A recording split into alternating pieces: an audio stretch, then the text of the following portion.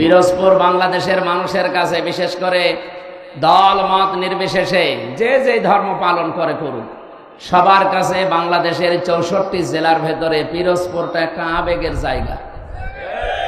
এটা আমার কাছেও। আমি এই 3টা বছর কারাগারে আল্লামা সাইদি রহমতুল্লাহ আলাইহি ওনার পাশে ছিলাম। উনি ছিল 1 নম্বরে, আমি 4 নম্বরে, মাঝখানে একটা দেওয়াল ছিল। আল্লাহরে বান্দার সাথে মাত্র একবার দেখা করার সুযোগ দিয়েছিল জালেমরা, তাও 10 মিনিট। আমাকে বলেছিল, হামজা যদি বাইরে যেতে পারো, আমি তো আর যেতে পারবো কিনা জানি না, যদি যেতে পারো চট্টগ্রাম আর খুলনা বিভাগের মানুষদেরকে বলবা কোরআনের কথা বলতে কোনোদিন আমি পিছপা হইনি। তোমাকেও আমি বললাম, কোনোদিন কোরআনের কথা যেভাবে জানো ওইভাবে বলবা, পিছপা হবা না। আমার মাঝে মাঝে মনে হয় আল্লাহর এই ওলির হাত আমার মাথায় এখনো লেগে আছে। আপনাদের যে দৃশ্য আজকে আমি আসার পর থেকে দেখছি, কোরআনের প্রতি ভালোবাসা, এই যে মহব্বত, এই যে উচ্ছ্বাস, আমার মনে হয় আল্লামা সাইদির জন্ম এই জেলায় হওয়ার কারণে আল্লাহ আরো ঢেলে দিয়েছে। তো কালকেও ছিলাম একটা জায়গায়, তো এরকম নিস্তব্ধতা পাইনি। বাংলাদেশের 630টা থানা, কম বেশি প্রায় জায়গায় আমার যাওয়া হয়ে গেছে।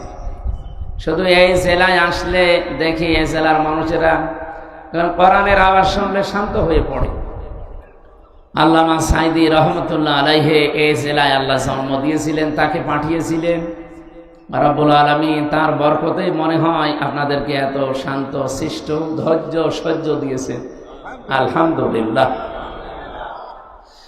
বাংলাদেশের ঐতিহ্যবাহী জেলা, এটা কিন্তু রেকর্ড হচ্ছে, লাইভ চলছে, তামাম দুনিয়া এখন দেখছি। আমি তামিলনাড়ু ছিলাম, যে দেখি আমার ওয়াজ চলছে তামিল ভাষায়, ওরা রূপান্তর করে শুনে। আমি থাইল্যান্ডে ছিলাম, সিঙ্গাপুরে ছিলাম, ওদের ভাষায় ওরা শুনতেছে, চায়ের দোকানে বসে অথবা ল্যাপটপ নিয়ে ওদের নিজেদের ভাষায়। মালয়েশিয়া ওই মালয় ভাষায় রূপান্তর করে শোনে। সুতরাং আমরা মনে করব না যে শুধু আমাদের এই দেশের 18 কোটি মানুষ শুনছে, না, কোরআনের কথা বাংলাদেশ সহ বিশ্বে যেখানেই বলা হয়, সাইদি সাহেবের আলোচনা তো সারা বিশ্বের বাংলা ভাষী মানুষ শুনত। ওই সময় তো প্রযুক্তি এত উন্নত হয়নি। এখন আমি এখানে বাংলায় বলছি, তাতে কি হয়েছে, বিশ্বের যে যেই ভাষায় কথা বলে 4500 ভাষা আছে। কত? সব ভাষায় বিভিন্ন মুসলমানেরা তারা রূপান্তর করে এই কথাগুলোই তাদের ভাষায় শুনতে পাচ্ছে। আর এই যে বাংলাদেশের ঐতিহ্যবাহী জেলা পিরোজপুর মঠবাড়িয়া ইসলামী পাঠাগার ও সমাজ কল্যাণ পরিষদের উদ্যোগে এই শব্দটা তামাম দুনিয়া আজকে জেনে ফেলেছে। অথচ আপনি আমার জেলা কুষ্টিয়াতে যান, সে বলেন যে পিরোজপুর হয়তো চিনবে, মঠবাড়িয়া আমার মনে হয় অনেকে চিনবে না। অথচ আজকে কোরআনের ইজ্জতে তামাম দুনিয়া আল্লাহ রাব্বুল আলামিন পরিচিত করে দিয়েছেন। শহীদ মোস্তফা খেলার মাঠ মঠবাড়িয়া পিরোজপুর, মহাবিশ্বের মহাবিস্ময়, আমাদের মালিকের মুখের পবিত্র বাণী কোরআনে কারীম। তাফসীরুল কোরআন মাহফিলের স্বনামধন্য সভাপতি, বিশিষ্ট আলেমে দ্বীন, সহকারী অধ্যাপক, বিশিষ্ট রাজনীতিবিদ, আপনাদের এলাকার সন্তান জনাব শরীফ মোহাম্মদ আব্দুল জলিল দামাদ বারকাতুহুমুল আলিয়া, বলেন আমিন। মাহফিলের প্রধান অতিথি, বিশ্বনন্দিত মুফাসসিরে কোরআন শহীদ আল্লামা দিলওয়ার হোসাইন সাইদি রহমতুল্লাহ আলাইহি, তার মেজ পুত্র আলহাজ শামীম বিন সাইদি, চেয়ারম্যান আল্লামা সাইদি ফাউন্ডেশন। আমার আগামীকাল মাহফিল আছে আল্লামা সাইদি সাহেবের হাতে গড়া প্রতিষ্ঠান খুলনা সিদ্দিকিয়া দারুল কোরআন কামিল মাদ্রাসা, ওই ময়দানে কালকে রাত 9টায় উঠবো ইনশাআল্লাহ। ওখানকার আল্লামা সাইদি ফাউন্ডেশন মনে হয় পিরোজপুর সদরে, না? সম্মানিত চেয়ারম্যান, উনি এখনই আসবে। কিছুক্ষণ আগে ভাই আমার সাথে কথা বলছিলেন যে আমি রাস্তায় চলে এসেছি, অলরেডি চলে এসেছে, উনি খাওয়া দাওয়া করে চলে আসবে ইনশাআল্লাহ। মাঝখানে আমরা কিছু কথা কোরআন কেন্দ্রিক বলতে চাই। মঞ্চে বসা ওলামা ইকরাম, সামনে বসা মুসলমান ভাইরা, পর্দার আড়ালের সম্মানিতা মা এবং বোনেরা, বিশেষ করে আমার আগে যিনি কথা বলছিলেন হাফেজ মাওলানা আবু তৈয়ব, ইমাম ইস্ট লন্ডন মসজিদ লন্ডন, আলোচনা রেখেছেন মাওলানা শাহজালাল, তাকওয়া শিল্পী গোষ্ঠী এসেছে আপনাদের এখানে, হাফেজ মোহাম্মদ হাবিবুল্লাহ, কোরআনে কারীম থেকে তেলাওয়াতের মাধ্যমে অনুষ্ঠান উদ্বোধন করেছি। জান্নাতেও এরকম একটা অনুষ্ঠান আল্লাহ নিজে করবেন, সেখানে নিজেই থাকবেন সভাপতি, মুহাম্মদ রাসূলুল্লাহ থাকবেন প্রধান অতিথি। হযরতে দাউদ আলাইহিস সালাম এইরকম হাবিবুল্লাহর মতো, হাফেজ মোহাম্মদ হাবিবুল্লাহ কই এসেছে এখানে, হাবিবুল্লাহর মতো কোরআনে কারীমের সূরা তাহা তেলাওয়াত করে অনুষ্ঠান উদ্বোধন করবেন আমাদের নবী মুহাম্মদুর রাসূলুল্লাহ সাল্লাল্লাহু আলাইহি ওয়াসাল্লাম। তিনি সূরা রহমান থেকে তেলাওয়াত করে যারা জান্নাত পাবে তারা যেহেতু শুধু শ্রোতা, অন্য কেউ সেখানে প্রবেশ করতে পারবে না, এই মানুষগুলোর সামনে কোরআনে কারীমের সূরা রহমান তেলাওয়াত করে শোনাবেন। আমরা তো কোনোদিন শুনিনি নবীর কণ্ঠ, আবু জেহেল শুনেছিল, সারা রাত পায়ের ওপরে ভর দিয়ে দাঁড়িয়ে মুহাম্মদুর রাসূলুল্লাহর কণ্ঠের তেলাওয়াত শুনতো, যদিও বিরোধিতা করত। আল্লাহ আমাদের ভাগ্যে রাখেননি, ১৫০০ বছর পরে হলেও আমরা এসেছি। কেমন যে হবে আল্লাহ যেন ওই দিন শোনার মতো একটা সুযোগ আমাদের দান করেন। সর্বশেষ সভাপতির বক্তব্যে মহান আল্লাহ নিজে সূরা রহমান কোরআনের দিল বলা হয়, এক একটা আয়াত তেলাওয়াত করে বান্দা বান্দীদের সামনে ৫০ আলফা সানা মিম্মা তাউদ্দুন, ১-২ করে যেভাবে গণনা করেন, এক একটা আয়াত শুনতে সময় লাগবে ৫০,০০০ বছর। আল্লাহর কুদরতি কণ্ঠ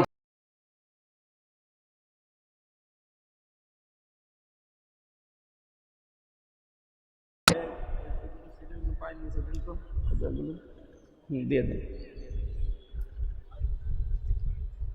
সামনে বসা মুসলমান ভাইরা, পর্দার আড়ালের সম্মানিতা মা এবং বোনেরা, যেহেতু পিরোজপুর জেলায় আমরা জানি সারা বাংলাদেশের মানুষেরা যে এখানে অন্য ধর্মের মানুষও বাস করে, নাকি এখানে নেই?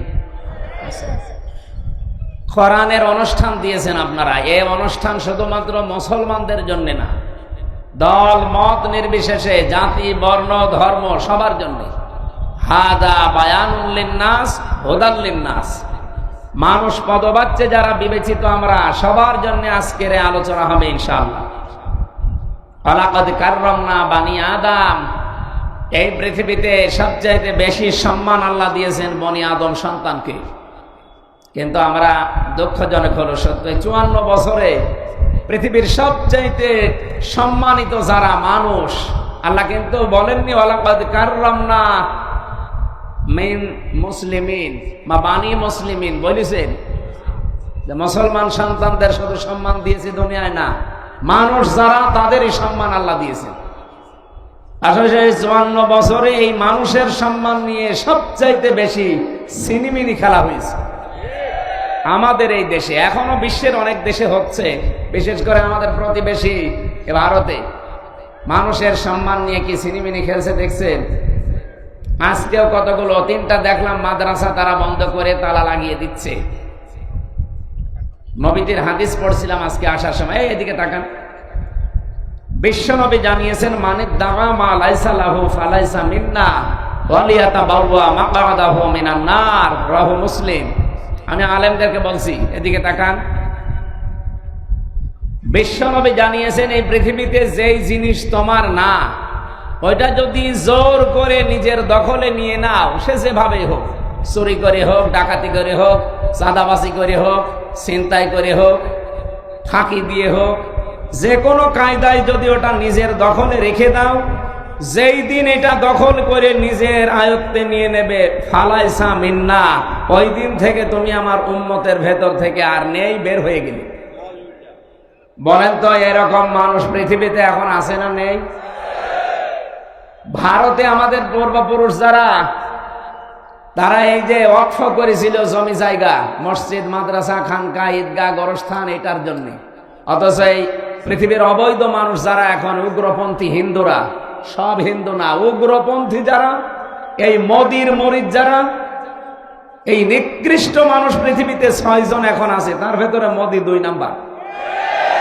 আপনি ইন্টারনেটে সার্চ দেন, ৬ জনের নাম পাবেন তামাম দুনিয়ায় যারা জীবিত আছে, সবচাইতে ঘৃণিত মানুষ ৬ জন।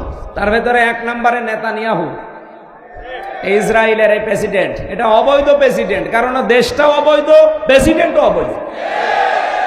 2 নম্বরে নাম এসেছে নরেন্দ্র মোদী। 3 নম্বরে নাম এসেছে যেটা পালিয়েছে ওইটা। আমি নাম নিলাম না, ওর নাম নিলে আমার মনে হয় যে আমার রিমান্ডের কথা মনে হয়,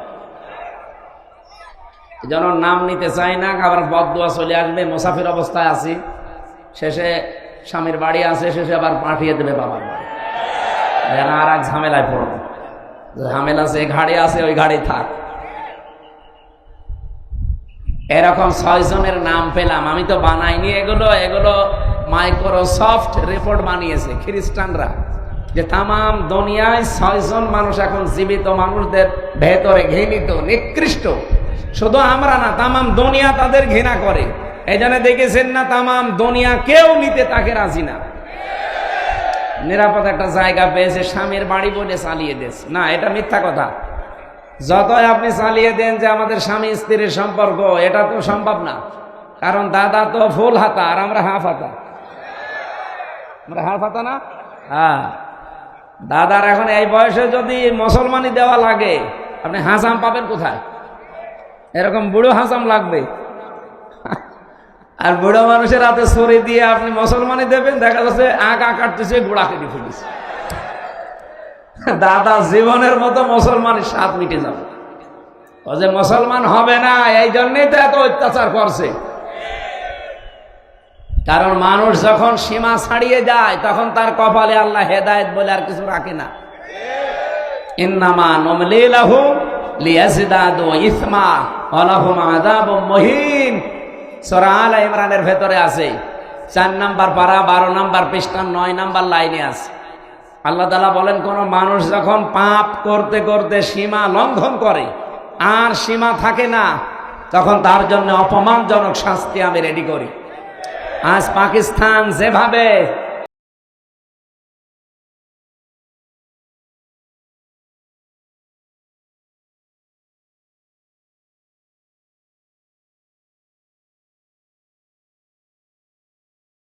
মাতাল লোকটাকে আপনারা থামান। এই নরেন্দ্র মোদী একটা মাতাল, এই গরুর মদ খাওয়া লোক। এই শয়তানরা যদি আপনারা না থামান না, শেষে দেখবেন মুসলিম বিশ্বের 57টা দেশ এক হয়ে গেলে মানচিত্র থেকে পৃথিবী থেকে হারিয়ে যাবে। আর সেইটাই এখন কিন্তু সামনে আসতেছে। আমরা চাই এই লোকটা যেন থামে এবং পৃথিবীর মানুষেরা যেন একটু শান্তিতে থাকে। যেহেতু মানুষের সম্মান নিয়ে সিনেমিনে খেলছেন, মুসলমানদের ওয়াকফ করার সম্পদগুলো এখন অবৈধ আইন বানিয়ে সেগুলো আপনারা নিজেদের দখলে নিয়ে নিচ্ছেন। ও জিনিস কি আপনাদের? ওগুলো আমাদের বাপ দাদা মুসলিমদের। এই কথা বলেন না কেন? আল্লাহর নবীর কথা কি শুনলাম, যে জিনিস আপনার না, ওটা যদি দখল করে নিজের আয়ত্তে নিয়ে নেন, ওই দিন থেকে আপনি নবীর উম্মত না। যেহেতু ওরা উম্মত দাবি করে না, এগুলো ওদের জন্য না। কিন্তু আমাদের বাংলাদেশে এটা আমার মনে হয় মেলে। আগস্টের 5 তারিখের পরে আমরা অনেকের চরিত্র দেখতে পেলাম, যে জিনিস যার না, জোর জবরদস্তি করে দখল করে নিজের আয়ত্তে নিয়ে নিয়েছে। এই জেলায় মনে হয় এখনো হয়নি। হ্যাঁ হয়েছে, আমিও জানি। আগস্টের 5 তারিখের পর থেকে অনেকে বিসমিল্লাহ ছাড়াই শুরু করেছে, যে বাবা শাহজালাল সব হালাল। না, এখানে একটা পয়েন্ট আছে হাদিসের টিকাতে, এটা বলা দরকার। কিছু মানুষ কিন্তু ভুল বুঝবে। যেই জিনিস আপনারই ছিল কিন্তু কেউ দখল করে নিয়েছিল, ওইটা যদি আপনি ফেরত পান বা নিজের আয়ত্তে নিয়ে নেন, তাহলে আপনি এই হাদিসের যে শাস্তি, এর আওতা মুক্ত থাকবেন। আমি কথা বোঝাতে পারিনি। যে জিনিস আপনার ছিল, দখল হয়ে গিয়েছিল অন্যের, এখন আপনি ওইটা আবার ফেরত পেয়েছেন, নিজের আয়ত্তে এখন আপনার আছে, তাহলে এই হাদিসের প্রথম শাস্তি কি? যে ফালাইসা মিন্না, আপনি নবীর উম্মত নেই, এই শাস্তি আপনার জন্য না। যেমন বাংলাদেশে ইসলামী ব্যাংক যাদের ছিল তারা ফেরত পেয়েছে।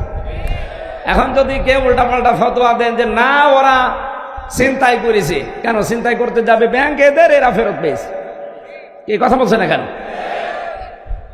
ব্যাংকে আপনার বাবার, আর যারা এতদিন এই যে ছিনতাই করে নিয়েছিল তাদের বাবার, এদের বাবা, এরা মাথার ঘাম পায়ে ফেলে কষ্ট করে ব্যাংকটা বানিয়েছে। এতদিন আপনারা ছিনতাই করে নিয়েছিলেন, এরা এখন ফেরত পেয়েছে।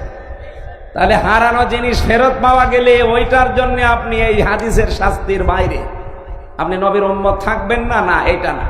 কিন্তু যারা অন্যের জিনিস নিজের দখলে রেখেছেন ওটা ফেরত দেন ভাই। নাই তো আপনি যেহেতু নবীর উম্মত নেই, হয় আপনি ইহুদি হবেন, নাই খ্রিস্টান হবেন, নাই মুশরিক হবেন, নাই বৌদ্ধ হবেন। কথা বলছেন না কেন? নবীর উম্মত না থাকলে অন্য কোনো কিছু তো হবেনি। 4500 ধর্মের লোক আমরা এই দুনিয়ায় বাস করছি, খালি একমাত্র নাজাত প্রাপ্ত মানুষ আমরা যারা মুসলিম নবীর উম্মত। এর বাইরে যত জাতির লোক আছে কোরআনের আয়াত সবাই ক্ষতিগ্রস্ত। অহুয়া ফিল আখিরাতি মিনাল খাসিরিন।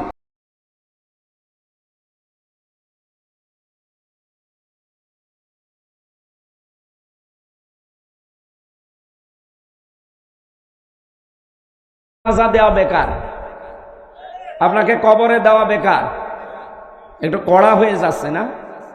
না না, কিসের কড়া? এখনো তো শুরু হয়নি। কোনো কড়া নেই, কেবল শুরু করছে ডোজ দেওয়া। আমি এখানে আসার পর এক ডাক্তার এসেছি, আমার বলছে এই ওষুধটা খাবেন, যদি এটাই কাজ না হয় ডোজ আমি বাড়িয়ে দেব। আমি যে ডোজ দিচ্ছি মনে হয় এই ডোজে হবে না, আমি সামনে যাচ্ছি। এই ডোজ গ্রহণ করা যাবে না। এখানে নবীর উম্মত আপনি আছেন কিনা এখন বলেন। এই যে যারা এখানে লক্ষাধিক মানুষ বসে আছেন, আপনি নিজেই বলেন, আগস্টের 5 তারিখের পরে এপ্রিলের এই 27 তারিখ, এই 9 মাসের ভেতরে বহু মানুষ নবীর উম্মত থেকে বের হয়ে চলে গেছে। অথচ তারা নামাজ পড়ে, রোজা রাখে, এমনকি হজও করে এসেছে। নবীর উম্মত না থাকলে তার হজ হয়, তার নামাজ হয়, তার রোজা হয়েছে। এই জন্য হাতে পায়ে ধরে বলছি, ভাই যারা নিয়েছেন তারা এই কাল সকাল বেলায় তাদের বাড়িতে ফেরত দিয়ে আসবেন, যে ভাই যেভাবেই হোক নিয়েছিলাম, এটা আমার না, এই যে ফেরত দিয়ে গেলাম। যারা যারা রাজি আছেন এই কাজ করতে হাত তোলেন তো। এই কাঠটা মেরি খেয়েছেন, এদিকে আসেন। রে এটা তো ঠিক হয়নি, রেকর্ড হচ্ছে না। আপনি আন্দাজে হাত তুলতে গেলেন। এই ক্যামেরা ওইদিকে মারার দরকার নেই না। আমরা তো আশা করেছিলাম যে অন্তত এই জেলাটা একটু বাদ আছে, আপনারা দেখে ফিরাই লোকে হাত তুলছেন, কাঠটা মেরে খেয়েছেন, ফেরত দিয়ে দেবেন। ভাই যে দলের লোকই আপনি হন, যে জিনিস আপনার না, যদি আপনি জোর করে নিজের দখলে নিয়ে রাখেন, কালকে ফেরত দিয়ে দেবেন। নয়তো আপনার নামাজ, রোজা, এই হজ, যাকাত সব মাঠে মারা যাচ্ছে, কারণ আপনি নবীর উম্মতই নেই। আপনি মরে গেলে যে আমি বিসমিল্লাহি ওয়া আলা মিল্লাতি রাসূলিল্লাহ বলবো, পুরা মিথ্যা। কারণ আল্লাহর নামে, রসুলের নামে, রসুলের আদর্শে তুলে দিলে আপনি রসুলের আদর্শেই নেই। 2 নাম্বারটা আরো কঠিন। নবীজি বলেন সে যেন টিকিট কেটে জাহান্নামে নিজের একটা আসন বরাদ্দ করে নিল। আমি তো এই চর্ম চোখে দেখতে পাচ্ছি বাংলাদেশে এরকম বহু মানুষ অলরেডি জাহান্নামে টিকিট কেটে বসে আছে। যারা মানুষের জমি দখল করে নিয়েছেন, দোকান দখল করেছেন, এই বাজারেও কত দোকান দখল হয়ে গেছে, নামে বেনামে। নাকি বেশি বললাম? ওই আপনারটা মনে হয় নিয়েছে, ঠিক ঠিক বলছেন 2 বার। যাদেরটাই হয়েছে এরকম, আল্লাহর কসম আমরা ফেরত দিয়ে দেব। সে যদি জামাত ইসলামের লোক হয়, বিএনপির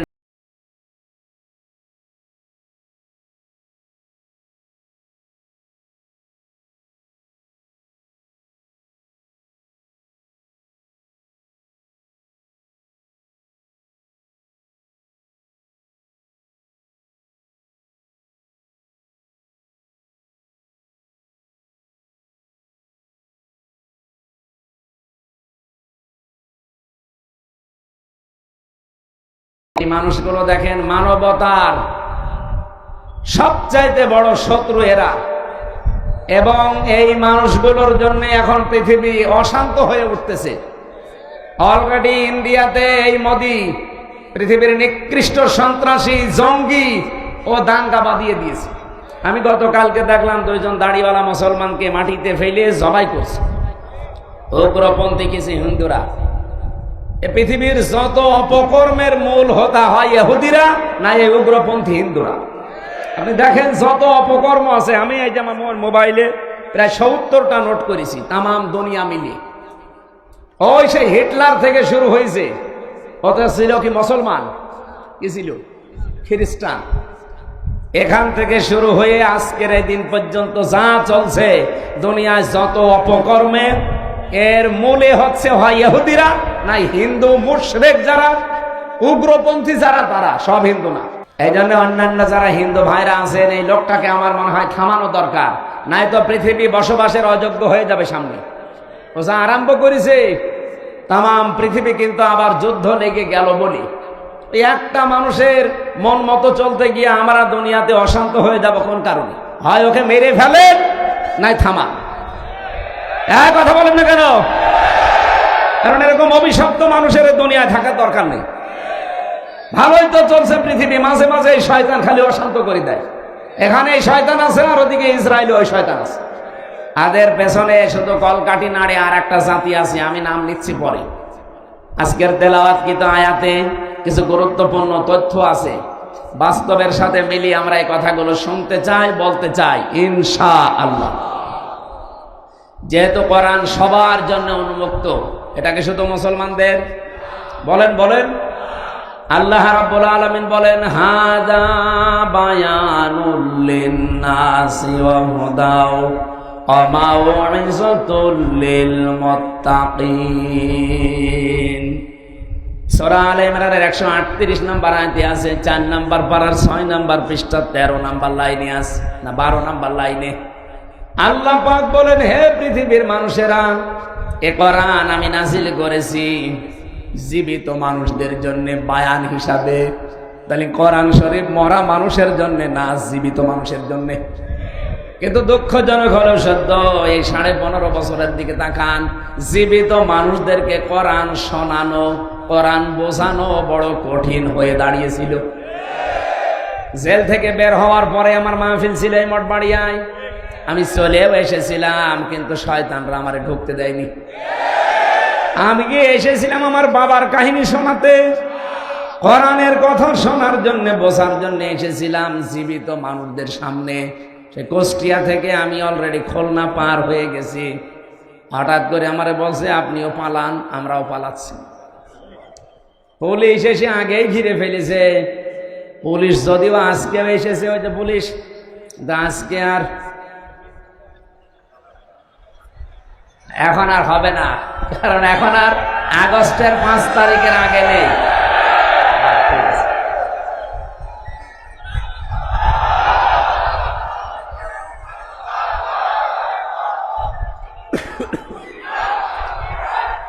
ঠিক আছে ভাই, এ দেশ আর আগস্টের 5 তারিখের আগে আছে। এখন এপ্রিলের 27 তারিখ।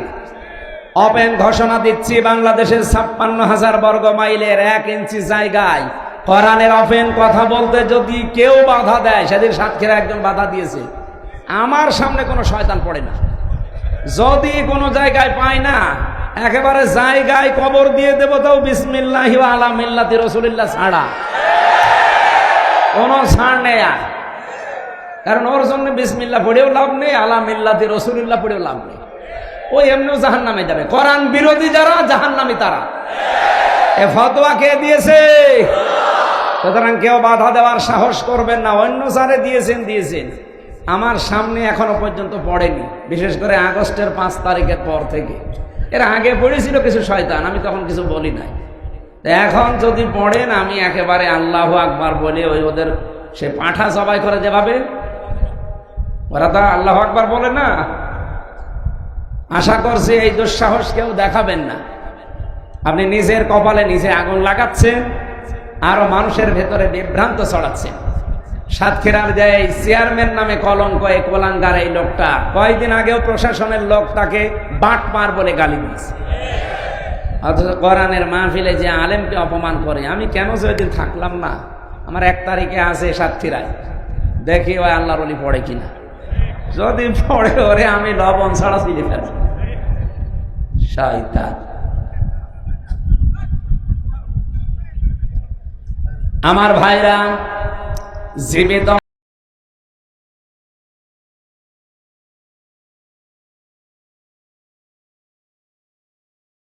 কেন জীবিত মানুষদেরকে শোনাবেন, ওয়াযাক্কির ফাইন্নায-যিকরা তানফাউল মুমিনিন।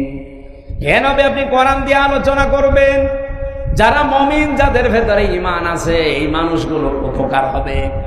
আর যারা আল্লাহর ধমকের ভয় পায়, so admonish and or by the holy Quran him who prays my threat, ফাযাক্কির বিল কুরআনি মান ইয়াখাফু ওয়াঈদ। যারা আল্লাহর ধমককে ভয় পায়, এই মানুষগুলো কোরআনের আলোচনা শুনলে মাস্ট বি তাদের উপকার হবে। কে বলছেন? যাক্কির ফাইন্নায-যিকরা তানফাউল মুমিনিন। তানফাউল মুজারে, বর্তমান, ভবিষ্যৎ, প্রেজেন্ট, ফিউচার। এখন আমরা যারা শুনছি আমাদের উপকার হচ্ছে। কি উপকার হচ্ছে? আল্লাহ বলেন, ইন্নামাল মুমিনুনা আল্লাযীনা ইযা যুকিরাল্লাহু ওয়াজিলাত কুলুবুহুম ওয়া ইযা তুলিয়াত আলাইহিম আয়াতুহু যাদাতুহুম ঈমানা ওয়া আলা রাব্বিহিম ইয়াতাওয়াক্কালুন। এক নম্বরে যারা সত্যিকারের মুমিন, তাদের সামনে আল্লাহর আয়াতগুলো যখন আপনি উচ্চারণ করবেন, তাদের অন্তরাত্মা কেঁপে উঠবে, হয় আশায় নাই ভয়ে। দুই নম্বরে তাদের ঈমান যা ছিল, কোরআনের আলোচনায় তাদের ঈমান আল্লাহ আরো বাড়িয়ে দেবে। তিন নম্বরে তারা বাড়ি যাওয়ার আগে সিদ্ধান্ত নিয়ে যাবে, জীবনে যদি ভরসা করি কার উপরে, অবশ্যই যেন আমাদের ঈমান যা আছে বাড়বে। এটা আল্লাহর কথা। ঈমান যে আপনার বাড়ছে তার প্রমাণ কি? নবীজি বলেন, বাম স্তনের 2 আঙ্গুল নিচে একটা গোস্তের টুকরা আছে। কোরআনের আয়াত যদি মানুষ বুঝে বুঝে শোনে, পড়ে, তখন এটা কাঁপ ধরে, এর ভেতরে কাঁপা কাঁপি।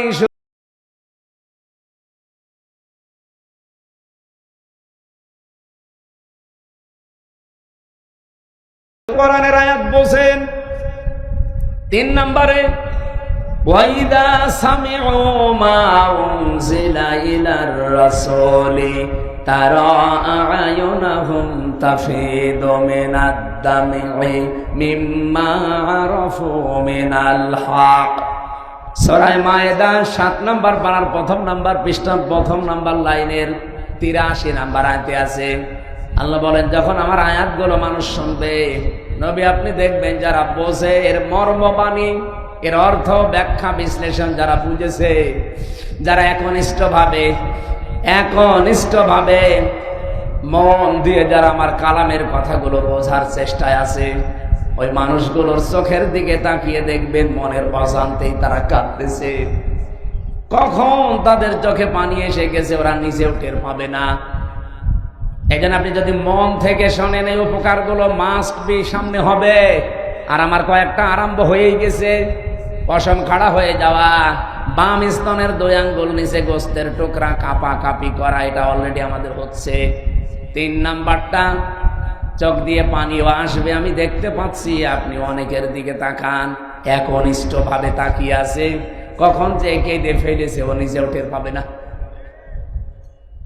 আল্লাহ রাব্বুল আলামিন কোরআনে কারীম দিয়েছেন জীবিত মানুষদের জন্য, অথচ যারা এই 15.5 বছর বাধা দিলেন, তাদের বাবা মা মরে গেলে আমার এটাকে বলতো, হুজুর কোরআন পড়ে দিন।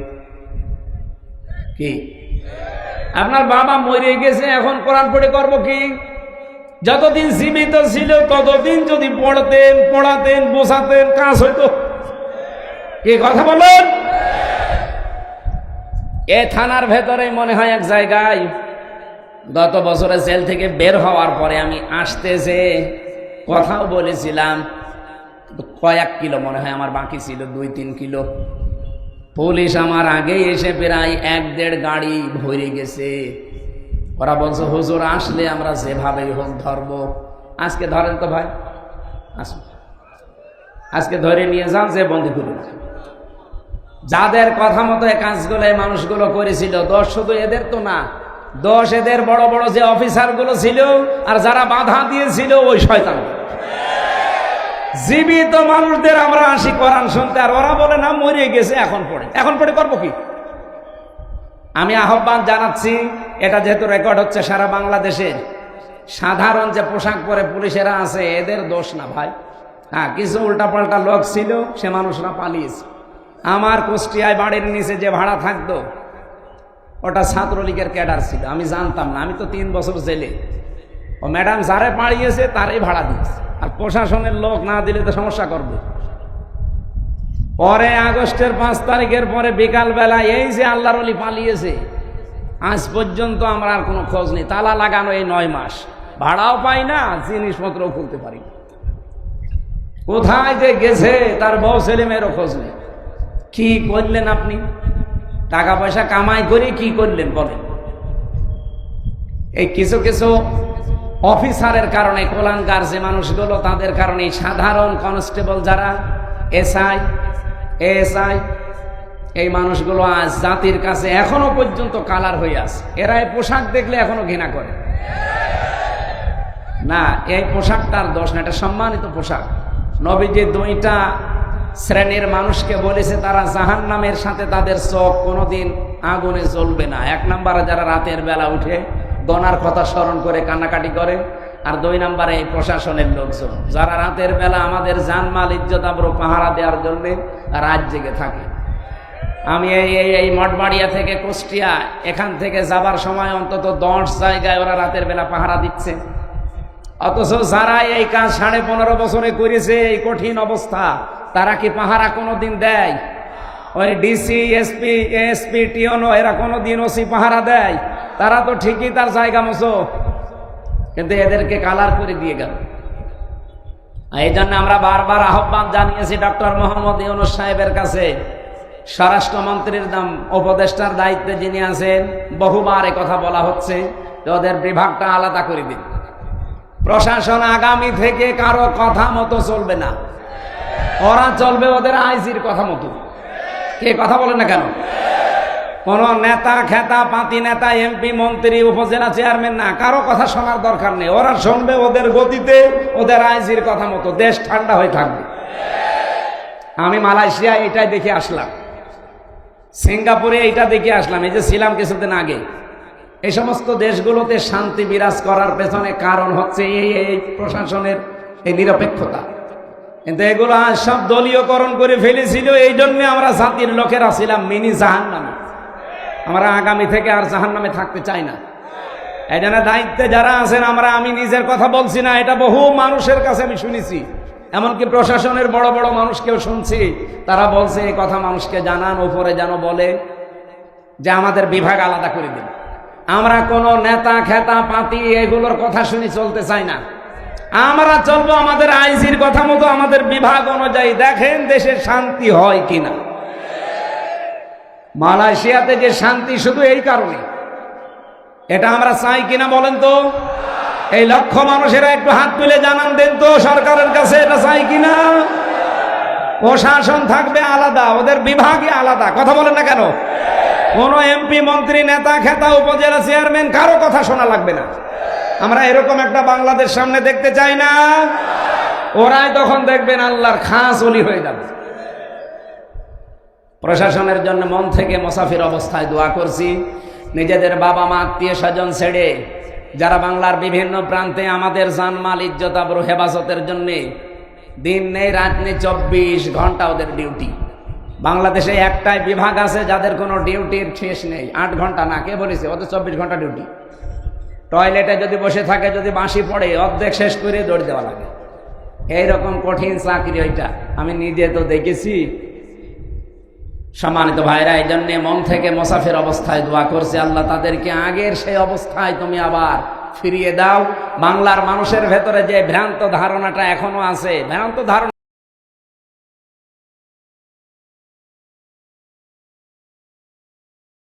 আবার এই মানুষগুলো ফিরিয়ে যায়। বলে না আমি? কোরআন শোনানোর কথা কি মরা মানুষ না জীবিত মানুষ? আমরা কি মরা না জীবিত? 2টা কথা আল্লাহ আয়াতের পরবর্তীতে দিয়েছেন। হুদান, পথ নির্দেশিকা, এর ভেতর থেকে নেওয়া লাগবে। কারণ হেদা হুদা শব্দের শাব্দিক অর্থ আমি 55টা পেয়েছি তাফসিরে। এদিকে তাকান, তাফসিরে ফি জিলালিল কোরআন দেখবেন, তাফসিরে বাইজাবি দেখবেন, এই হুদার আগে আলিফ লাম আছে। আল্লাহ পাক না, এই হুদার আগে ওয়াও আছে। ওয়া বাইজাবি নাসিরউদ্দিন বাইজাবি রহমতুল্লাহ আলাইহি ব্যাখ্যা করতে গিয়ে তিনি টিকায় দিয়েছেন কেন আল্লাহ হুদান দিলেন, এরপরে মাউইজাতুন দিলেন। এই দুইটা গুরুত্বপূর্ণ শব্দ আল্লাহ এখানে প্রয়োগ করলেন, তৈরি করে লাগিয়ে দিয়েছেন। কেন জানেন? এই পৃথিবীতে একমাত্র হেদায়েতের কিতাব একটাই আছে, তার নাম কোরআন শরীফ। কোরআন বাদ দিয়ে পৃথিবীর কোন কিতাব আপনাকে হেদায়েত দেওয়ার ক্ষমতা রাখে? বলেন বলেন। সুতরাং পৃথিবীর কোন কিতাব পড়ে আপনি হেদায়েত পেতে পারেন না কোরআন ছাড়া। কোরআনের ব্যাখ্যা যদি হয় আপনি পড়েন, কোরআনের বিশ্লেষণ যদি করা থাকে পড়বেন। আপনার জীবনে পড়া যাই হবে, লেখাপড়া কোরআন কেন্দ্রিক হওয়া লাগবে।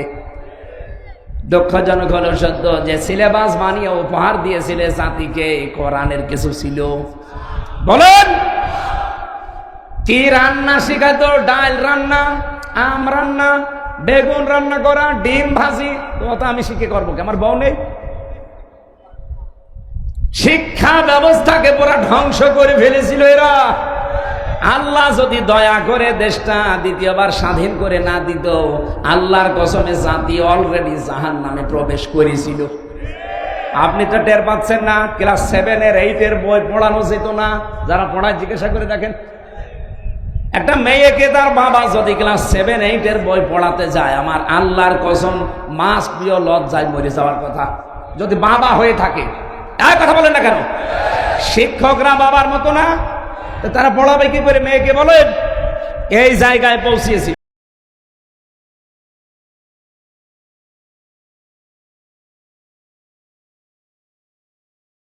ডেসক্রিপশন অনুযায়ী আপনি ভাবতেও পারেননি।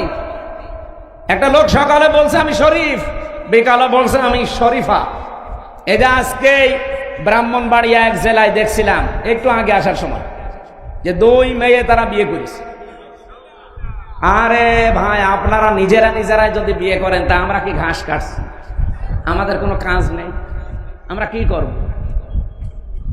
আমাদের কোনো কাজ নেই। আর আমরা জানি বরিশাল বিভাগের মানুষেরা টাটকা জিনিস খায়, তো বিশেষ করে বরিশাল, ভোলা, পটুয়াখালী, বড়গোনা, পিরোজপুর, এই সমস্ত জেলার মানুষ নদীর ধারে তো সব টাটকা জিনিস খায়। এদের বউ লাগে 3-4টি করে। আপনারা মেয়েরাই যদি বিয়ে করে ফেলেন, তা আমরা করব কি? আমরা খুলনা বিভাগের মানুষেরা যাই হোক আছি, তা আপনারা তো আরো সমস্যায় পড়বেন বেশি। কথা বলছেন? মুরব্বী তো বুঝেছে। এ পর্যন্ত থাকলেও আমি একটা কথা বলতাম না, কিন্তু সকালে আপনি শরীফ, বিকালে বলবেন আমি শরীফা লাগছে। আপনি কি বললে শরীফা হয়ে যাবেন? আপনি শরীফা পর্যন্ত বলেও যদি ঠিক থাকতেন, তাও তো কিছু বলতাম না। কিন্তু বিকালে এসেই তো বলবেন যে আমি যেহেতু শরীফা, হাইকোর্ট আমারে রায় দিয়েছে আমি শরীফা, আমি এখন মহিলা হোস্টেলে সিট চাই। মহিলা হোস্টেলে সিট দিলে আপনি ঠিক থাকবেন? ওখানে আমার মেয়ে আছে, আমার বোন আছে, আমার ফুফু আছে, আমার খালা আছে। কথা বলেন না কেন? আপনি ওখানে যেয়ে দেখা যাচ্ছে কয়দিন পরে আমার মেয়ে, আমার বোন, আমার ফুফু সব যারো সন্তান পেটে নিয়ে ঘুরছে। জাতিকে যারো সন্তান উপহার দেওয়ার জন্য এই শরীফা চালাতে চেয়েছিল, আল্লাহ বাঁচিয়ে দিয়েছে। নাইতে আপনার মেয়ের অবস্থা, আপনার বোনের অবস্থা ঠিক এইটাই হইতো। কথা বলেন না কেন? ও যতই দাবি করুক আমি শরীফ থেকে শরীফা, মাল তো ঠিক আগেরটাই আছে। এই জন্য হেদায়েত দেওয়ার একচ্ছত্র মালিকানা আল্লাহ কোরআনকে দিয়েছেন। হুদান, এটাই পথ নির্দেশিকা। এখানে একটা হাদিস এসেছে, বলবো আমি, আপনারা শুনতেছেন? তিরমিজি শরীফের হাদিস। এইটাই আমার ওয়াজের ফার্স্ট পয়েন্ট। ভালো করে শুনবেন, যদি মেনে নিতে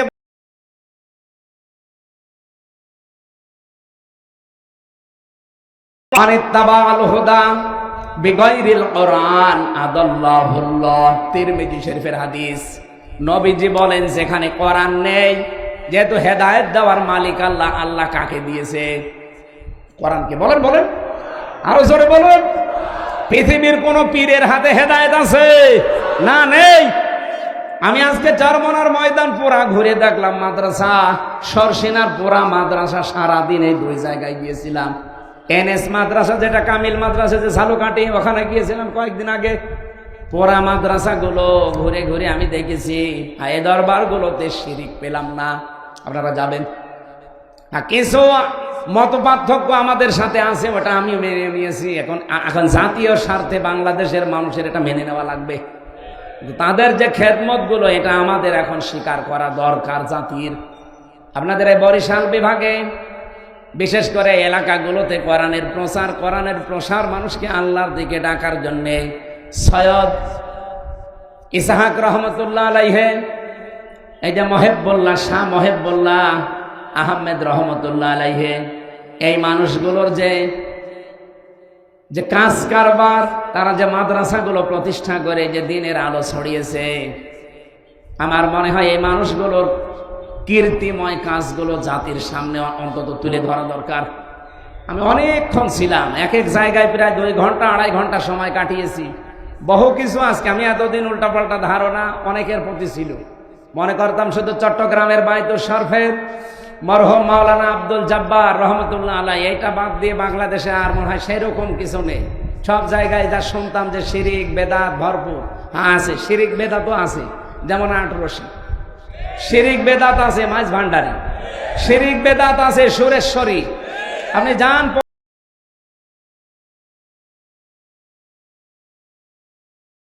ভাগ শিরিক চলে। এরা দেখবেন আল্লাহ বাদ দিয়ে অন্যের নামে জিকির করে। আমার তাহেরি ভাই এ জিকির করছে কার নামে? ইয়া আলী বাবা, শাহ আলী বাবা, কেবলা বাবা, দয়াল বাবা, আগলা বাবা, পাগলা বাবা, ন্যাংটা বাবা বুয়া চলছে। আমি নিজে তার মুখে শুনেছি ইয়া আলী বাবা, শাহ আলী বাবা, ফতে বাবা। বলেন আল্লাহ বাদে কারো নামে জিকির জায়েজ আছে? হ্যাঁ, যদি চট্টগ্রামের বায়তুল শরফে, চরমনার ময়দানে, সরসিনার ময়দানে যদি আল্লাহ বাদে অন্য কারোর নামে জিকির হয়, আপনারা ওখানে যাবেন না। এই কথা বলেন না কেন? না, আল্লাহ বাদে অন্যের নামে জিকির করা হারাম। সূরা আরাফ 9 নম্বর পারা 13 নম্বর পৃষ্ঠা 4 নম্বর লাইনের 181 নম্বর আয়াতে আছে, না 180 নম্বর আয়াত।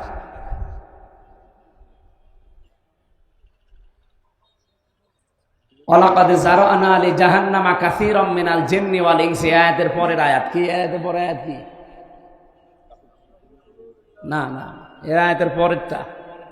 যাই হোক, আমি আয়াত নাম্বার বলে দিয়েছি, বাড়ি যে আপনার দরকার বিশ্বাস না হলে মিলিয়ে নেবেন। সূরা আরাফ 9 নম্বর পারা 13 নম্বর পৃষ্ঠা 4 নম্বর লাইনে আছে 80 নম্বর 180 নম্বর আয়াত। যে কোনো তাফসিরের সাথে মিলাবেন। আল্লাহ বাদে অন্যের নাতে কেউ যদি মিলিয়েও ডাকে, কেউ যদি আল্লাহর নামকে এলহাদ করে, এলহাদ মানে পাল্টিয়ে ফেলা, এই যে আল্লাহর নাম ওরা পাল্টিয়ে ইয়ালি বাবা, শালি বাবা, কেল্লা বাবা, ফতে বাবা, আল্লাহর নাম আছে একটাও? কোথায় আপনি পেলেন এগুলো? এই জন্য আমি যে সমস্ত দরবারগুলো নিজে দেখে আসলাম, আপনারা দরকার হয় বড় বড় আলেম যারা আছেন দেশে যাবেন দেখতে। যদি দেখেন যে শিরিক বেদাত এখানেও আছে, ওখানে মানুষকে যেতে নিষেধ করবে। যেহেতু এই সমস্ত জায়গার নিয়মগুলো দেখে আসলাম, এরা জিকির আল্লাহর নামে করছে, এরা দরুদ রাসূলুল্লাহর নামে পড়ছে। কিন্তু কিছু মানুষ যেখানে শিরিক আর বেদাত প্রকাশ্যে, যেখানে আল্লাহর নামই পুরো পাল্টিয়ে ফেলেছে, এমনকি আল্লাহর নামই বাদ দিয়ে দিয়েছে, এই জায়গায় গেলে আপনার ঈমান থাকবে না যাবে?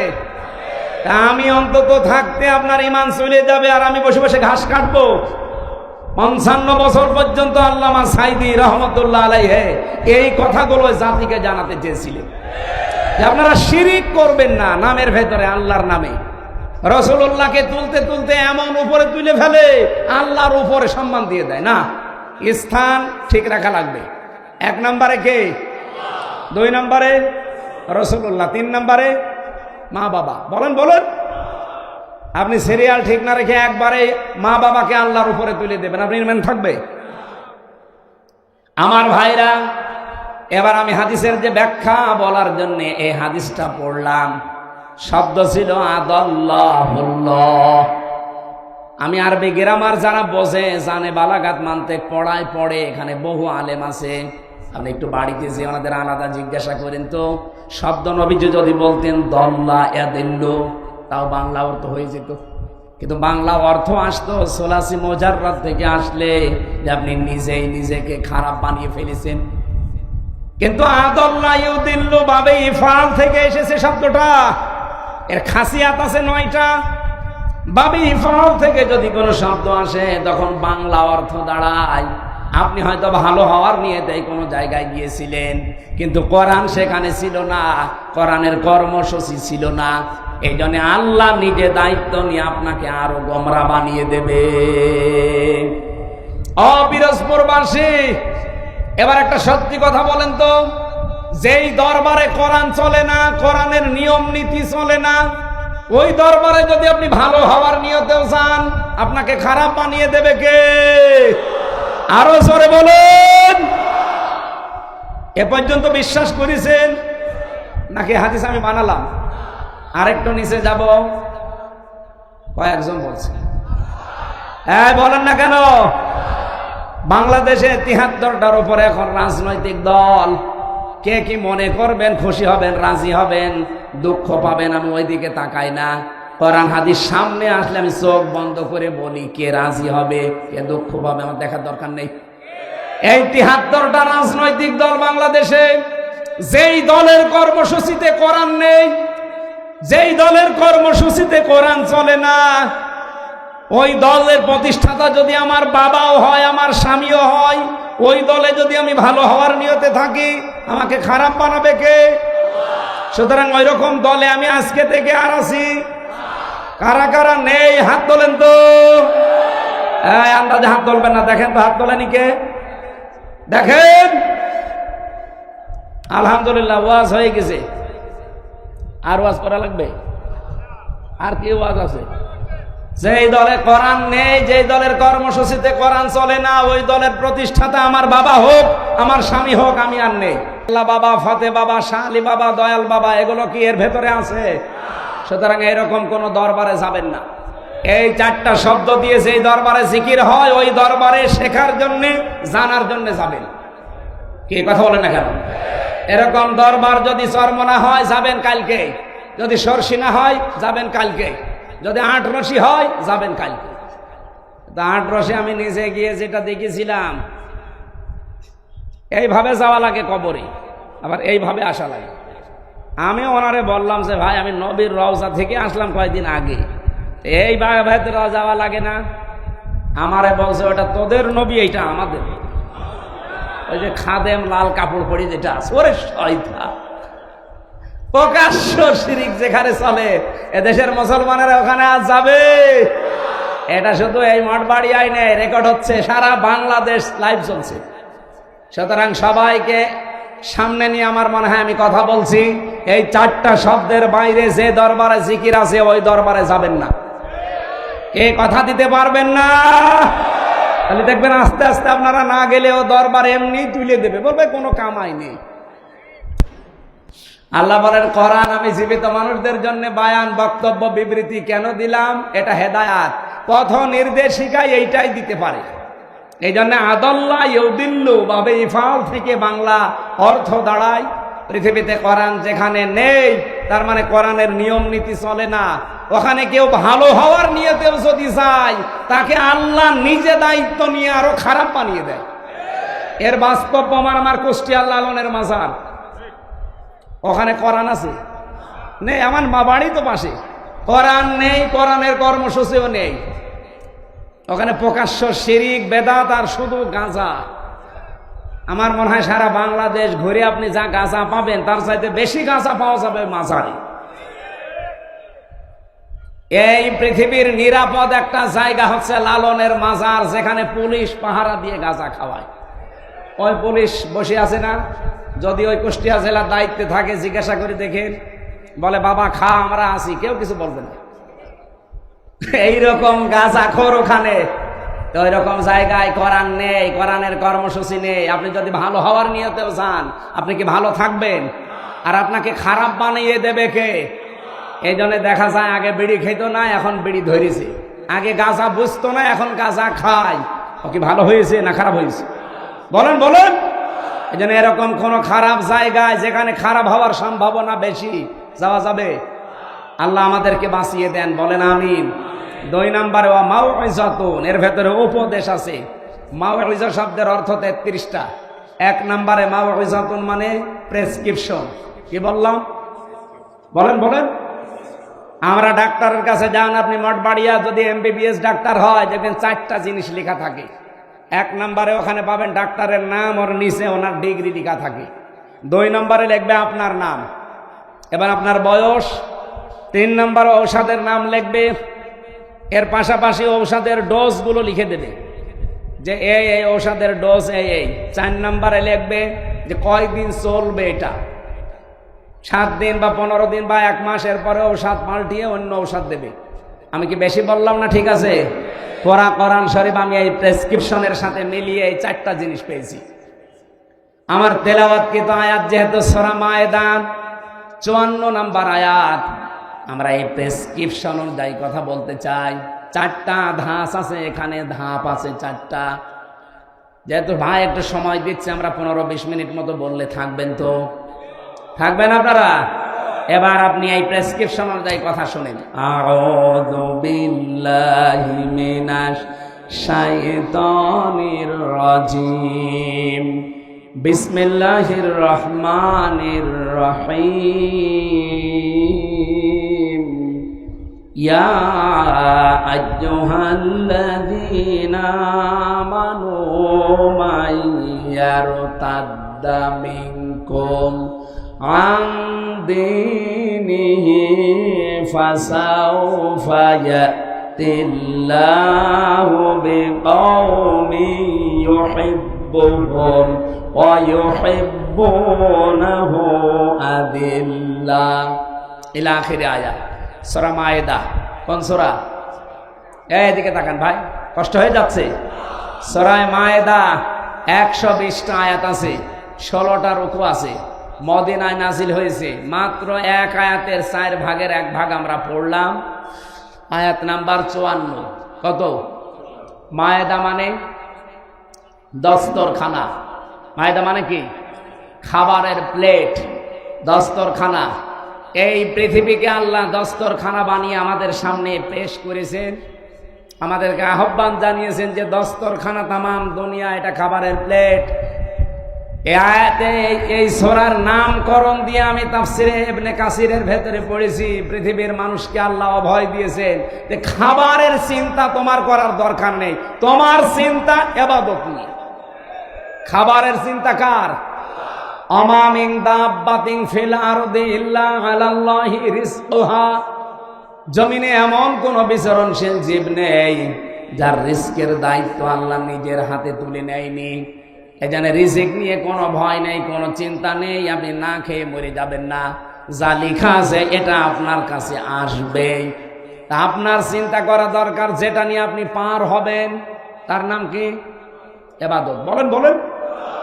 এই ইবাদতের ভেতরে সর্বোত্তম ইবাদত যেটা, সেই ইবাদতের প্রথম শব্দটা আল্লাহ আয়াতে দিয়েছেন, ইয়া আইয়ুহাল্লাযীনা আমানু, ওহে যারা ঈমানের দাবি করো, মাইয়ারতাদ্দা মিনকুম, তোমাদের ভেতরে যদি কেউ ফিরে যায়।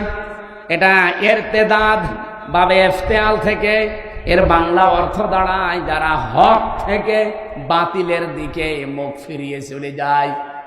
এই আয়াতটা বাংলাদেশে কত বাস্তবসম্মত আমার মনে হয় ১৫০০ বছর আগে না, এই আজকে এই আয়াতটা নতুন করে আরেকবার নাজিল হয়েছে। আল্লাহ বোঝাতে চেয়েছেন পৃথিবীর ইমানদারেরা, বাংলার ইমানদারেরা, শোনো, তোমাদের ভেতরে কেউ যদি আল্লাহর দিন থেকে মুখ ফিরিয়ে চলে যায়, হক থেকে বাতিলের দিকে মুখ ফিরিয়ে চলে যায়, তোমরা কি মনে করো আমি আল্লাহ দুর্বল হয়ে যাব, আমার আল্লাহর ক্ষমতা একটু কমে যাবে? না। ফাসাউফা ইয়াতিল্লাহ।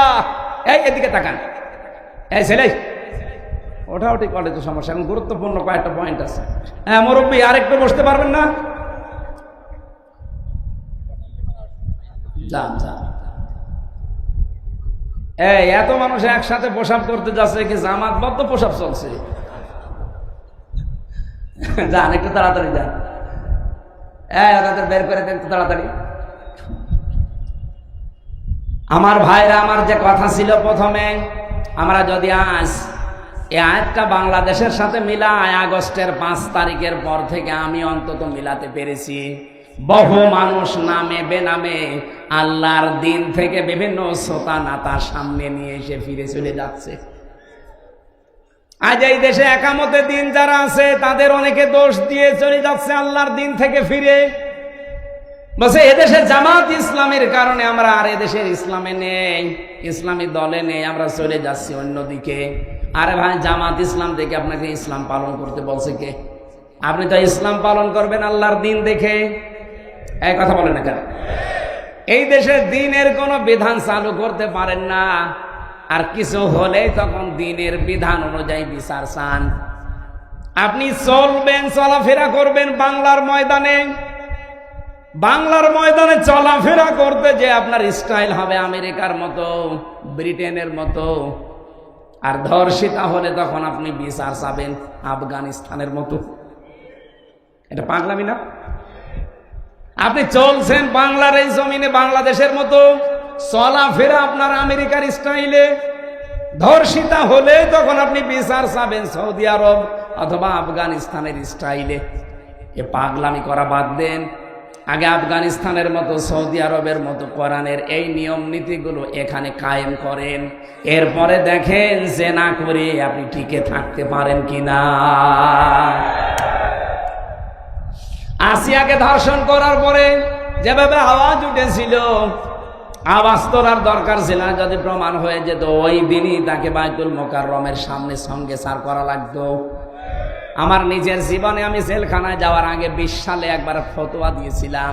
আমার কুষ্টিয়ায় গ্রামের বাড়িতে হালসা জেনা করেছিল, তার স্বামী থাকে বাইরের দেশে। এই মহিলা পাশের বাড়ির একজনের সাথে জেনা করে ধরা পড়েছে একেবারে সরাসরি। গ্রামের লোকজন বলছে, হুজুর ফতোয়া দেন, যেহেতু প্রমাণ আছে, সব 4টা সাক্ষী আছে, প্রমাণ দিলাম কি? 4 জন দেখেছেন? বলছে হ্যাঁ, আমরা একেবারে সব হাতে নাতে ধরেছি, যেভাবে আপনি কোরআন হাদিসের কথা বলেন ওইভাবেই পেয়েছি। আমি বললাম, কোরআনে সূরা নূরের নির্দেশ হচ্ছে তাদেরকে মাটির ভেতরে বুক পর্যন্ত গেড়ে দিয়ে, পাথর দিয়ে, ইট দিয়ে মেরে সঙ্গে সার করে বিদায় করে দেন। এখন গ্রামবাসীকে যদি বলতাম এটা করেন, তাহলে ওরা যদি আমার কথা অনুযায়ী রায়টা এভাবে কার্যকর করত, ও সঙ্গে স্যার ওই মহিলা হওয়ার আগে আমি হয়ে যেতাম।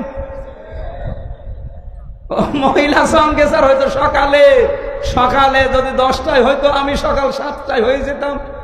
ওই পুলিশ আমার ধরে নিয়ে যেত। যা হুজুর, এ দেশে ফতোয়া দেবেন দেন, এ দেশে কোরআনের আইন চলে, দিনের বিধান এই দেশে চলে। আপনি ফতোয়া দিয়েছেন, এ পর্যন্ত থাকতো, কার্যকর করতে গেলেন কেন? ওই মহিলাকে পরে আগে আপনার সঙ্গে সার করিনি। এটা করতো কিনা বলেন? যদি বিশ্বাস না হয় যে পুলিশের জিজ্ঞাসা করেন, ওইটাই করতো, কারণ এই দেশে তো নেই। কিন্তু এই দেশে যদি আফগানিস্তানের মতো কোরআনের এই আইনটা জারি থাকতো, আর সাক্ষ্য প্রমাণে যদি ধরা পড়ে যেত, বলেন তো আমার রায় দেওয়ার সঙ্গে সঙ্গে কার্যকর হলে আমি সঙ্গে সার হতাম। গ্রামের লোক কিছু মানুষ না বুঝে এখনো আমার উপরে রাগ করে, আপনি খালি ফতোয়াই দিয়ে গেলেন, কিছু করতে পারলেন না। করবো কি করে? আমার পেছনে কোনো ব্যাকআপ আছে, কোনো শক্তি আছে, কোনো পাওয়ার আছে। ওই পাওয়ারটাই হাতে নেওয়ার জন্যই তো আমরা চেষ্টায় আছি যে জেনা করে আসিয়ার ধর্ষিতা যদি আর না বাঁচে, সারা বাংলাদেশে আর কেউ আসিয়ার মতো মেয়েদের দিকে চোখ তুলে তাকাবে না। এই জন্যই তো চাচ্ছে বাংলাদেশের সামনে 300 এমপি, 151 জন শামীম সাইদের মতো মানুষ যদি কোরআন বুকে নিয়ে সংসদের সামনে যেতে পারে, আল্লাহর কসম সংসদের প্রথম অধিবেশনে উনি বলবে, মাননীয় স্পিকার, আমরা নামাজের বিল চাই, আমরা যাকাতের বিল চাই, আমরা ধর্ষণের বিল চাই। এক কথা বলছেন এখন। উনি যদি বলে হাত তোলেন, শামীম সাইদের মতো 151 জন যদি হাত তুলতে পারে, ওই দিনই নামাজের বিল কায়েম হয়ে যাবে, ওই দিনই যাকাতের বিল কায়েম হয়ে যাবে, ওই দিনই ধর্ষণের আইন কায়েম হয়ে যাবে। ওর পর দিন থেকে 18 কোটি মানুষ নামাজ পড়বে। আপনি ভোট দিয়েছিলেন আব্দুল আজিজকে মাত্র একটা, আব্দুল জলিলকে মাত্র একটা, শামীম সাইদিকে মাত্র একটা। ওনারা যদি কোরআন বুকে নিয়ে সত্যি সামনে যেতে পারে, 151 জন মানুষ যদি সত্যি এই দেশে তৈরি হয়ে যায়, যতগুলো ইসলামের বিধান আছে এগুলো সব ওনারা একটা একটা করে বিল পাশ করাবে। আপনি শুধু একটা ভোট দিয়েছেন, তাতে কি 18 কোটি মানুষ নামাজ পড়লে যে সওয়াব হয়, ওই রকম সওয়াব প্রতিদিন পাবেন। আমি যদি মিথ্যা বলে থাকি, সূরা নিসা এই লক্ষ্য রওশনের সাথে মতো হয়ে গেল, তাড়াতাড়ি করে।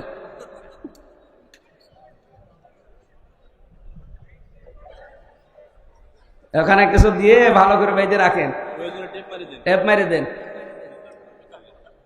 রওশনের সাথে তো একটু শক্ত ছিল, এ সাথে যে একেবারেই সে রোস্তম আলী ফরাজি সাহেবের মতো পড়ে গেল।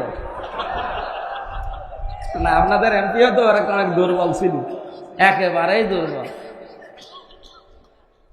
আমার ভাইরা, এটা রাজনৈতিক বক্তব্য যদি মনে করেন, আল্লাহর কসম, সূরা নিসা 5 নম্বর পারা 10 নম্বর পৃষ্ঠার 12 নম্বর লাইনের 85 নম্বর আয়াত। এর এত দলিল লম্বা করে তো বলতে পারছি না, বাড়ি যেয়ে খালি মিলিয়ে নেবেন। যদি এর একটা কথা বাইরে থাকে, শামীম সাঈদীকে একটা ভোট দেবেন, 18 কোটি মানুষের নামাজ পড়ার সওয়াব হবে, আমি গ্যারান্টি দিতে পারি।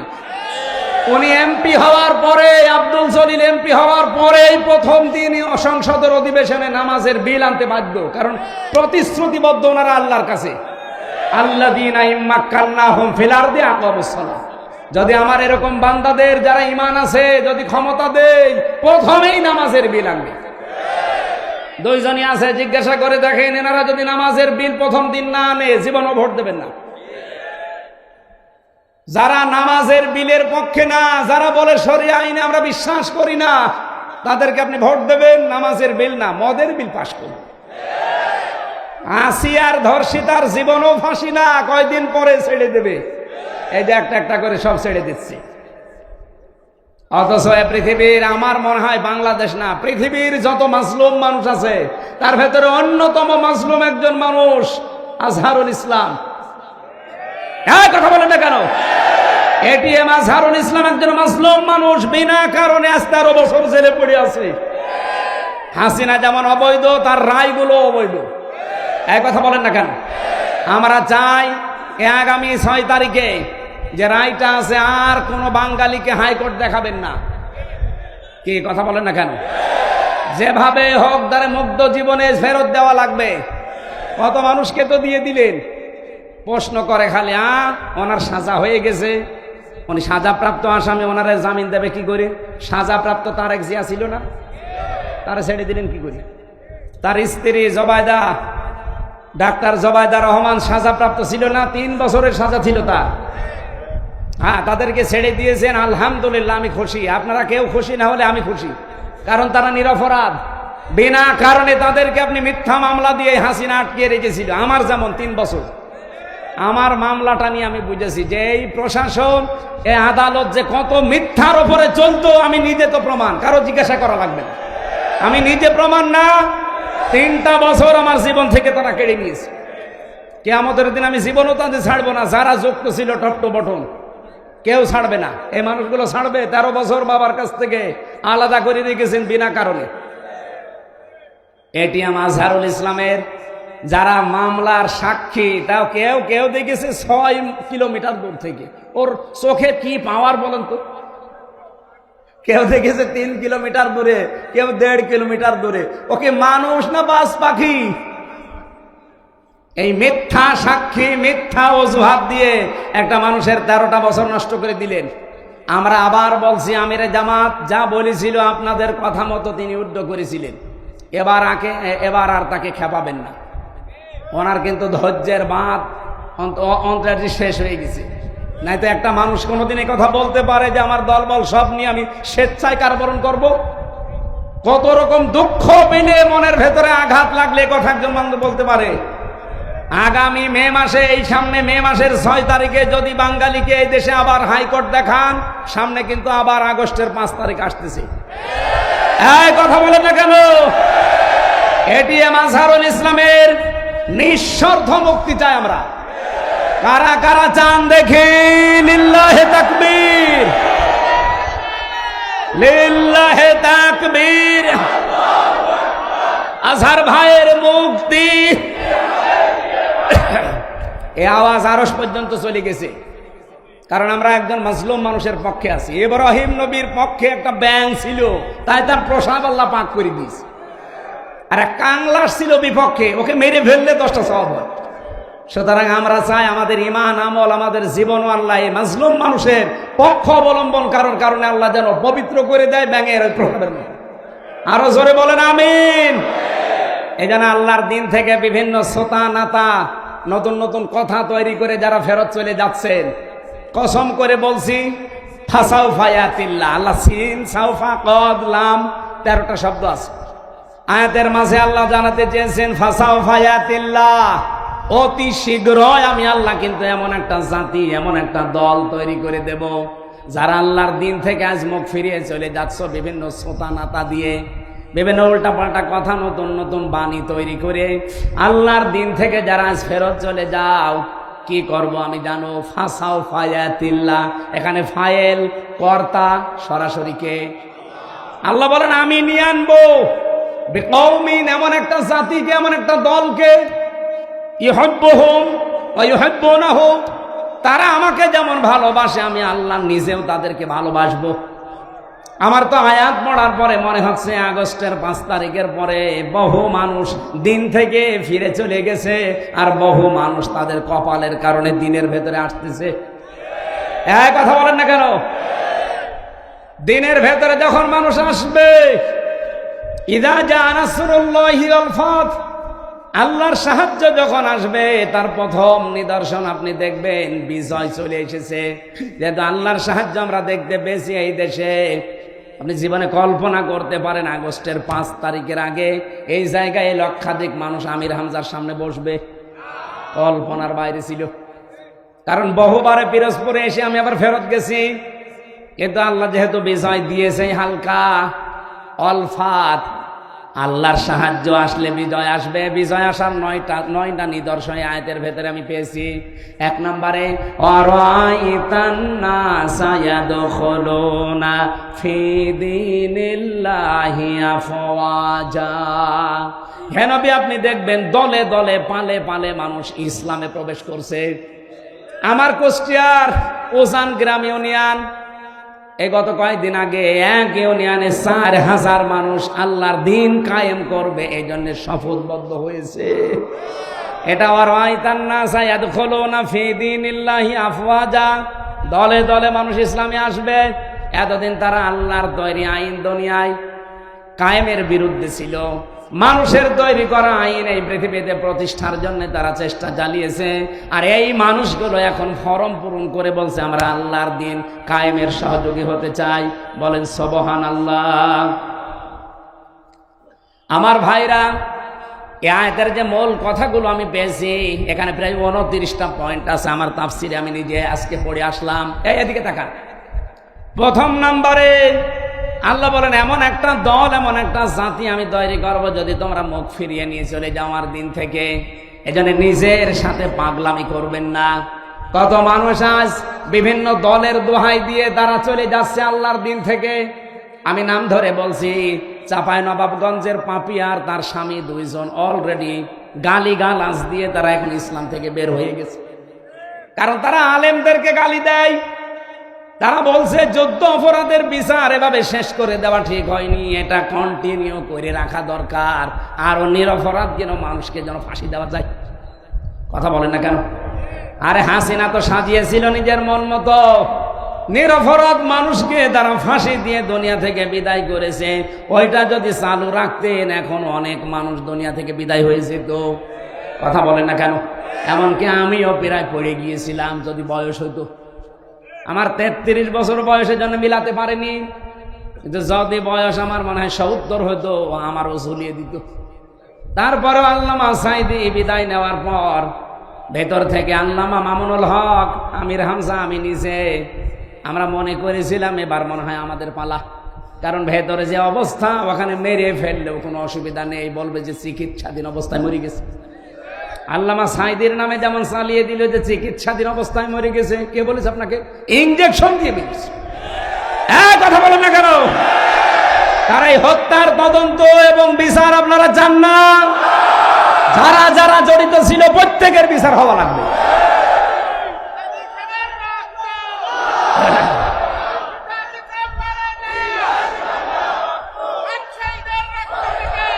আমার ভাইরা ঠিক আছে, আমার যে 29টা পয়েন্ট ছিল সবগুলো যদি বলতে আজকে নাও পারি, আমি সব লিখে এনেছিলাম। আমি গুরুত্বপূর্ণটা বলছি। আল্লাহ বলে মানুষ যখন দিন থেকে বিভিন্ন সোতানাতা দিয়ে ফেরত চলে যাবে। আজ আপনি কার দোহাই দিয়ে ফেরত চলে যাচ্ছেন? বলেন জামাত ইসলাম ভালো না, চরমনায় ভালো না, এই হেফাজত ইসলাম ভালো না। কি ভালো কোনটা? এই ভালো কোনটা দিয়ে আপনি চলে যাচ্ছেন আল্লাহর দিন থেকে? যদি কোনোটা ভালো না লাগে নিজে দিনের মন মতো করে আপনি চলেন আর নিজে একটা তৈরি করেন, তাও মানুষের তৈরি করা আইন প্রতিষ্ঠায় নিজেকে জড়াবেন না। মানুষের তৈরি করা আইন প্রতিষ্ঠায় জড়ালে আপনি কাফের। বলেন সূরা আলে ইমরান 4 নম্বর পারা 9 নম্বর পৃষ্ঠা 3 নম্বর লাইনের 154 নম্বর আয়াতের মাঝের অংশে আছে। আয়াতটা লিখে বাড়িতে যে মিলান। আল্লাহর তৈরি আইন বাদ দিয়ে মানুষের তৈরি আইন যারা দুনিয়ায় প্রতিষ্ঠা করার জন্য দল করে, আন্দোলন করে, ভোট করে, মিছিল মিটিং করে, এই মানুষগুলোকে কোনো অধিকার আল্লাহ দেয়নি। এই জন্য আল্লাহ নতুন করে তখন একটা দল তৈরি করবেন যারা আল্লাহকে ভালোবাসবে এবং আল্লাহ তাদেরকে ভালোবাসবে। সেই দলে যেন আল্লাহ আমাদেরকে শামিল করে। বলেন বলেন বলেন। খুব গুরুত্বপূর্ণ পয়েন্ট এটা। আজ যারা ফিরে যাচ্ছেন আল্লাহর দিন থেকে, আল্লাহর কোনো অসুবিধা নেই, আল্লাহ অতি শীঘ্র একটা দল তৈরি করে দেবে। আর আমার মনে হয় বাংলাদেশে সেরকম একটা দল আল্লাহ তৈরি করে দিয়েছে। যারা আল্লাহকে ভালোবাসে জীবন দিয়ে, তারাও আল্লাহকে ভালোবাসে। এবং এই মানুষগুলোর কয়েকটা গুণ আল্লাহ দিয়েছেন। কি গুণ? আজিল্লাতিন আলাল মুমিনিন আইজ্জাতিন আলাল কাফিরিন। তারা মুমিনদের উপরে হবে দয়ার্ধ। আপনি বাস্তবে বাংলাদেশে মিলান, আল্লাহর কসম, যারা আল্লাহ মনোনীত করলেন যাদেরকে দিন কায়েমের জন্য, দেখেন তাদের ভেতর ভালোবাসা। এই শামীম ভাইয়ের সাথে আমার রক্তের সম্পর্ক আছে, আত্মীয়তার সম্পর্ক আছে। কোথায় পিরোজপুর বাড়ি, কোথায় আমার বাড়ি কুষ্টিয়া, অথচ আমার নিজের আপন ভাইয়ের চাইতে ওনারে ভালোবাসি শুধু দিনের কারণে। এই কথা বলেন না কেন? চট্টগ্রামের শাহজাহান চৌধুরী, ওনারে ভালোবাসি আমি শুধু দিনের কারণে। তাছাড়া জীবনে ওনার সাথে আমার রক্তের সম্পর্ক না, কোনো কিছু আত্মীয় না। বাংলাদেশ সহ বিশ্বে যারা একামতে দিনের কর্মী, দেখবেন এদের ভেতর আল্লাহ এটা তৈরি করে দেয়। আজিল্লাতিন আলাল মুমিনিন, তারা মুমিনদের উপরে হবে রহম দিল। এমন করুণা, আমার নিজের সত্যি কথা বলছি, নিজের ভাইয়ের প্রতি এত মহব্বত জাগে না। একামতে দিনের কর্মী, তার বাড়ি যদি সেই কক্সবাজার হয়, এত মহব্বত তৈরি করে দিয়েছে কে? কিন্তু আইজ্জাতিন আলাল কাফিরিন, কাফেরদের প্রতি তারা হবে কঠোর। আর এই মন মানসিকতা আল্লাহ আমাদের দিয়েছে। কাফেরদের কোন অনুষ্ঠানের প্রতি আমরা কঠোর না। এই দেশ সহ বিশ্বে কাফেরদের যত রকমের এই যে নারী কমিশন যেটা তৈরি করেছে আল্লাহর কোরআনের বিরুদ্ধে, সর্বপ্রথম এই দেশের আলেম ওলামা যারা একামতে দিনের কর্মী যারা, তারা এর বিরুদ্ধে। এই জন্য কাফেরদের প্রতি যারা কঠোর, এ গুণ আল্লাহ তাদের তৈরি করে দেবে। আপনি নিজেকেই দেখবেন পাল্টিয়ে ফেলবেন। ইউজাহিদুনা ফি সাবিলিল্লাহ ওয়ালা ইয়াখাফুনা লাওমাতা লাইম। তারা আল্লাহর দিনের পথে চলতে গিয়ে কারো তিরস্কারের ভয় করবে না। যালিকা ফাদলুল্লাহ, আল্লাহ বলেন যারে তারে আমি এই কাজে লাগাই না, এটা আল্লাহর অনুগ্রহ। এটা কি? সুতরাং একামতে দিন কায়েমের জন্য যারা এই লাইনে আছেন, নিজেকে ছোট ভাববেন না, মনে করবেন আল্লাহ দয়া করে আপনাকে এই রাস্তায় তুলে নিয়ে এসেছে। যালিকা ফাদলুল্লাহ ইউতিহি মাইয়াশা, আল্লাহ যাকে চাই তাকে রাস্তায় নিয়ে আসে। আল্লাহু ওয়াসিউন আলিম, আল্লাহ প্রশস্ত এবং জ্ঞানী।